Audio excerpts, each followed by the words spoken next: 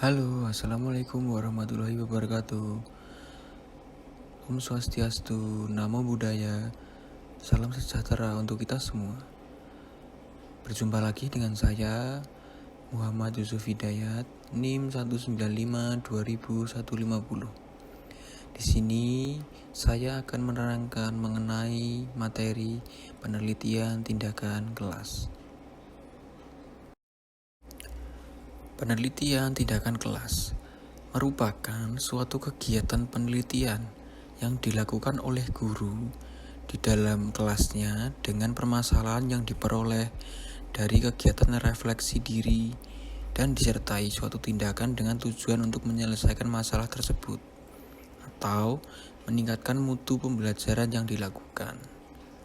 Menurut Kemis dan Taggart tahun 1988, penelitian tindakan kelas ialah suatu bentuk penelitian refleksi diri yang dilakukan oleh para partisipan dalam situasi sosial, termasuk di dalam pendidikan, untuk memperbaiki praktik yang dilakukan sendiri. Dengan demikian, akan diperoleh pemahaman yang komprehensif mengenai praktik dan situasi di mana praktik tersebut dilaksanakan. Yang kedua adalah karakteristik dari penelitian tindakan kelas. Yang pertama, penelitian tindakan kelas merupakan sebuah upaya untuk pengembangan profesi guru melalui aktivitas berpikir kritis dan sistematis, serta membelajarkan guru untuk menulis dan membuat catatan. Yang kedua, persoalan yang dipermasalahkan dalam PTK bukan dihasilkan dari kajian teoretik belaka atau penelitian terlebih dahulu, tetapi berasal dari adanya permasalahan nyata dan aktual dalam pembelajaran di kelas. Dan yang ketiga, PTK dimulai dari permasalahan yang sederhana, nyata, jelas, dan tajam mengenai hal-hal yang terjadi di dalam kelas. Dan yang terakhir, adanya kolaborasi ataupun kerjasama antara praktisi dalam artian guru dan kepala sekolah dengan peneliti dalam hal pemahaman, kesepakatan tentang permasalahan, pengambilan keputusan, dan tindakan.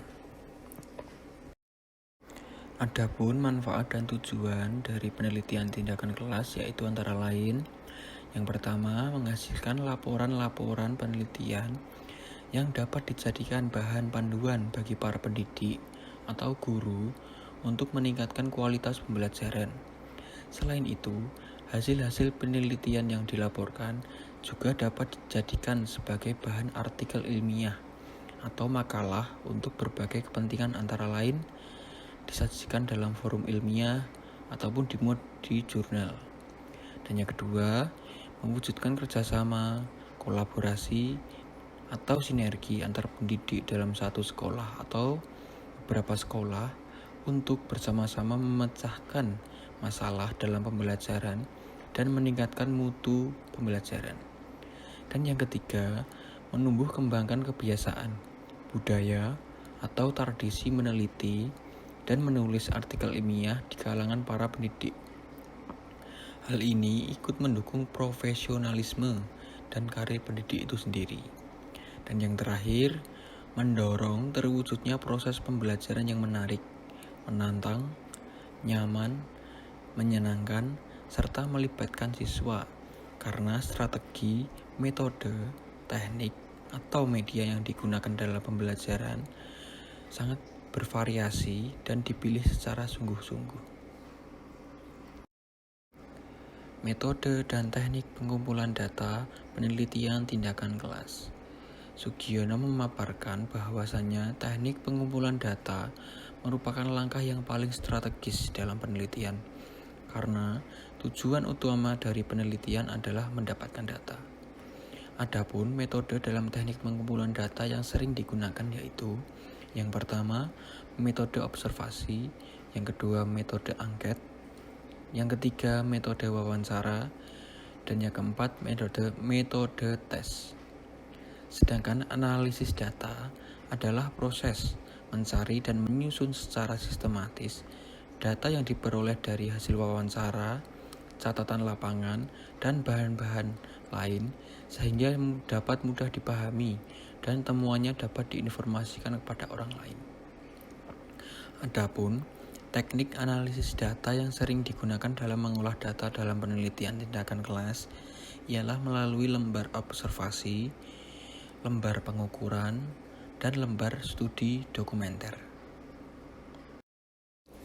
Laporan hasil penelitian yang pertama, bab 1 yaitu pendahuluan. Bab 1 pendahuluan berisikan latar belakang masalah, rumusan masalah, tujuan penelitian, dan manfaat penelitian. Dan yang bab kedua adalah kajian pustaka yang berisi sumber dari mana kata-kata ataupun sumber-sumber data itu dikutip. Dan yang ketiga, bab 3 yaitu metodologi yang berisikan subjek penelitian, setting penelitian, langkah-langkah dalam penelitian, sumber data, teknik pengumpulan data, dan indikator kerja.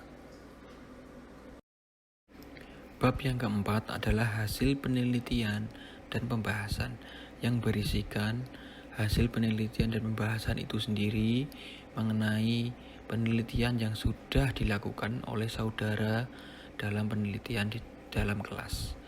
Dan yang terakhir ialah bab kelima atau bab penutup yang berisikan simpulan dan saran. Seperti contoh pembahasan hasil penelitian yaitu penelitian tindakan kelas ataupun PTK yang dilakukan di SDN Sidorejo Kidul 3, Kecamatan Tingkir, Kota Solo 3. Dalam penelitian ini menggunakan model pembelajaran kooperatif tipe TPS ataupun Think, Pair, and Share yang dilaksanakan dengan 4 kali pertemuan dalam 2 siklus. Pada penelitian ini, peneliti juga berhasil meningkatkan hasil belajar IPA, khususnya materi rangka manusia dan fungsinya, serta pemeliharaan kesehatan kerangka tubuh manusia.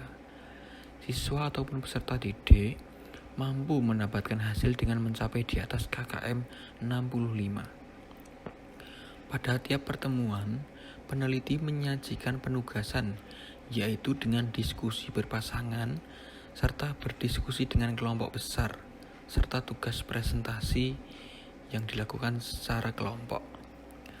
Dalam penelitian ini, model kooperatif tipe TPS Think, Pair, and Share mempunyai keunggulan atau kelebihan yaitu yang pertama, meningkatkan kemandirian peserta didik. Dan yang kedua, partisipasi peserta didik untuk menyumbangkan pemikiran karena leluasa dalam mengungkapkan pendapatnya. Dan yang terakhir, melatih kecepatan berpikir siswa atau peserta didik dalam memecahkan sebuah masalah. Yang terakhir, contoh judul penelitian tindakan kelas. Yang pertama, peningkatan prestasi belajar melalui model pembelajaran kooperatif Think, Pair, Share di SDN 01 Mencing. Dan yang kedua, peningkatan keterampilan berbicara dengan pemanfaatan media gambar di kelas 5 SDN 01 Mencing. Yang ketiga, upaya peningkatan motivasi belajar dengan pendekatan pembelajaran sains dan teknologi masyarakat. Sekian materi yang dapat saya sampaikan. Ada kurang lebihnya saya mohon maaf yang sebesar-besarnya. Wabillahi taufik wal hidayah. Wassalamualaikum warahmatullahi wabarakatuh. Om Santi Santi Om. Namo Buddhaya.